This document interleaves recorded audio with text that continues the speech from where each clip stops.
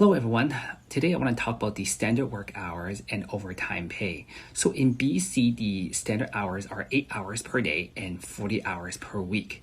You need to know this varies from provinces to provinces. For example, in Alberta, the standard hours are 8 hours per day and 44 hours per week. This is important when you calculate the overtime on a weekly basis, which we'll talk about in a bit.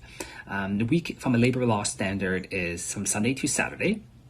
And in BC, you need to know which category you're in. For example, there are unique groups which has different standard working hours. For example, short haul drivers, their hours are 9 hours per day and 45 hours per week. And so you need to do your research which group you're in. But in general speaking, the 8 hours per day and 40 hours per week applies to majority of employments out there.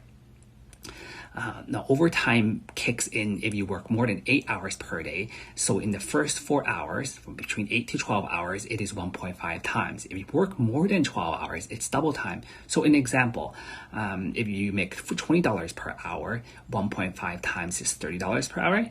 And for double time, it will be $40 per hour. And that's the logic.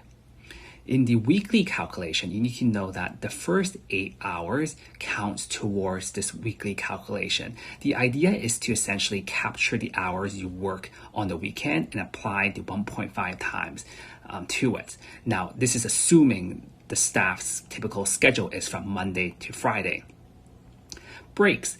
Now, coffee breaks are actually not mandatory, not written rule in the labor law, but companies out there typically have something written or non-written that allows employee to take breaks, coffee breaks, washroom breaks. So that's all normal. As long as the company is going beyond the labor law, there's nothing wrong with that.